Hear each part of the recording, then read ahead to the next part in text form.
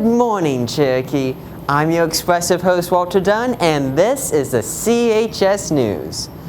Now, when making the news, it is imperative that we use our resources to make the best news program possible. Likewise, our word of the week this week is resourcefulness.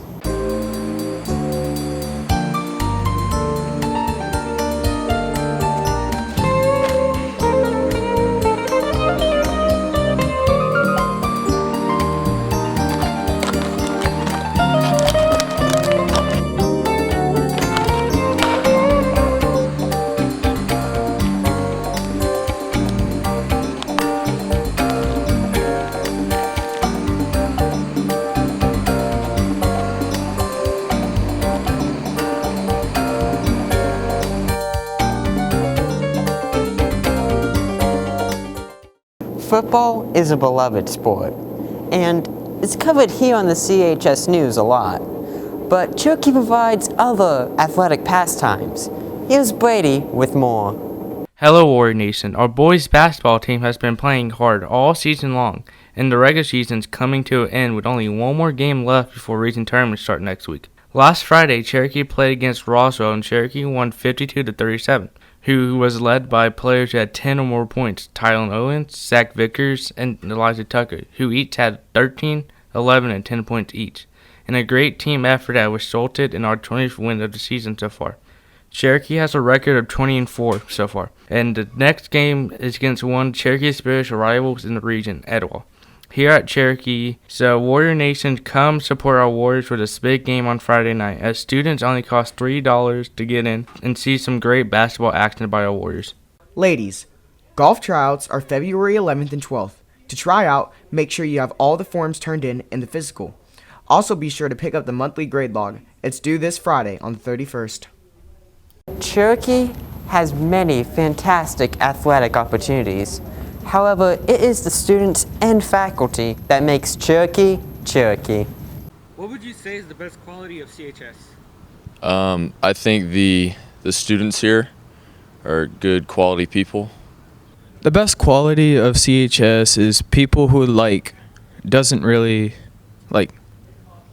don't judge people and be like, hey, you have an ugly face, or hey, look at you, you have some raggedy clothes, and just people who don't really judge and just accept you and who you are. I would say probably the students are the best quality because of the diversity at the school.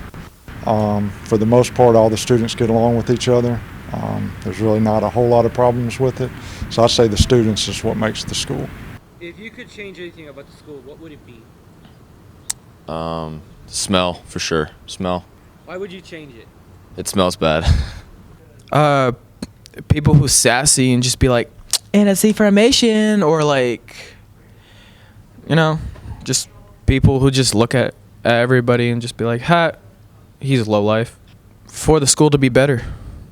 Probably during class change, have more teachers out in the hallways, monitoring the halls, monitoring the bathrooms and stuff during change, because if something's going to happen, that's usually when it happens.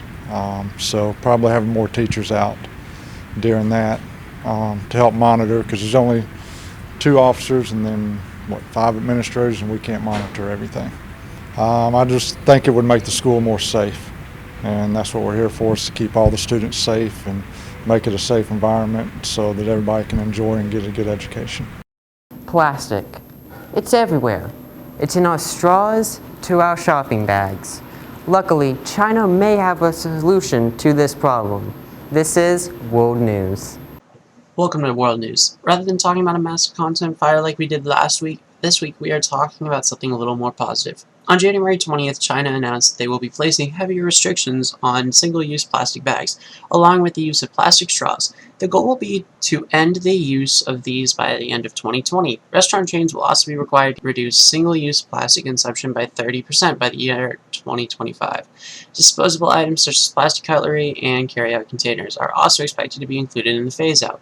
This is a major deal. China generates 52 pounds of trash per 1,000 square meters. Have you heard of the Great Pacific Garbage Patch?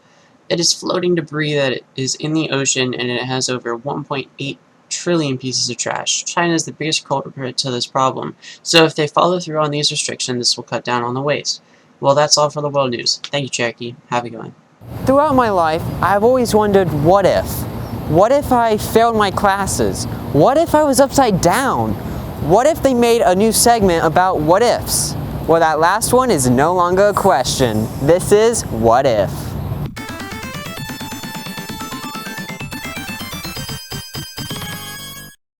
Raiden was an arcade game in the 1990s, developed by a company called Seibu Kaihatsu. It is about a red jet called Raiden, who is fighting an alien species called the Quahajans. The most recent release in the series was Raiden 5 in 2016. But what if they were to release a Raiden 6? Here is what we think will happen. It may be released on the Nintendo Switch, PlayStation 4, Xbox One X, and Microsoft Windows. Instead of an aerial viewed game, it will have an option of either first person or third person. It will allow you to select your aircraft and unlock aircraft as you play the game. There will be options to adjust the difficulty and sound. Finally, there will be a music player in the game, kind of like GTA. There is no official nor unofficial announcements stating that there will be a Raiden 6, but it is likely the new owners, Moss, are planning something as we speak, but this is just a guess. This has been What If of the Day. Thursday last week, members of the CHS News and the AVTF Pathway went to the second annual Film Summit. I know I learned a lot. On January 23rd, 2020, students from around the county went to the second annual Cherokee Student Film Summit. Students that went learned about college opportunities while meeting with the professors that teach everything from broadcast media to David Certified. I myself had a wonderful time. I learned a lot about the film industry I didn't know before. I learned about interviewing techniques and what it's like to make a 5-second film in 35 minutes. It may not seem like much, but it was a rather interesting challenge. The summit itself took place at the Yanmar Evo Center in Ackworth. We got split into groups and went to many stations around the Evo Center, where we met with seasoned actors, camera operators, and people that just shared their story in the film industry. And here's what one of our students has to say about the trip. So I really enjoyed the Cherokee 2020 Film Summit. I thought all the professionals in the industry that they invited in to come speak to us and give us the little workshops and the panels and everything that they did, I thought that was super interesting and super insightful to what they do and what we would be doing in the future, getting into the industry, what kind of jobs, what kind of positions are available, what everybody does, and how they all work in conjunction to produce amazing film and TV shows. So I thought it was great. Yeah. That's all, Cherokee. Have a good one. Next up is Game Review, where they'll be covering Rad Racer. In 1987, Squaresoft, the creators of the Final Fantasy series, made a racing game for the Nintendo Entertainment System called Rad Racer. The game has you driving either a Ferrari 326 or a generic Formula 1 machine through 8 high-speed courses from all over the world. This game was Nintendo's answer to Sega's Outrun, but what makes this one different is the soundtrack. Just listen to this chiptune music.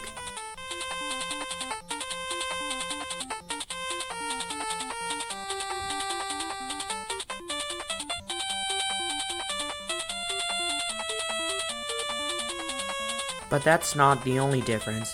The game can also be played in 3D. So I suggest that you pull out a pair of those old red and cyan 3D glasses right now if you have a pair. Overall, this is an NES classic that I would highly recommend if you like 8-bit racers, and especially if you like 8-bit chiptune soundtrack. Thank you for watching, Cherokee. If you like what you saw, make sure to follow us on Twitter at CHS News Tweets and on Instagram at Warrior_News. Also, make sure to subscribe to us, CHS News Warrior Style, to see more. I'm Walter Dunn, wishing you a wonderful Wednesday. With the 13th pick in the 1996 NBA Draft, the Charlotte Hornets select Kobe Bryant from Lower Merion High School in Pennsylvania.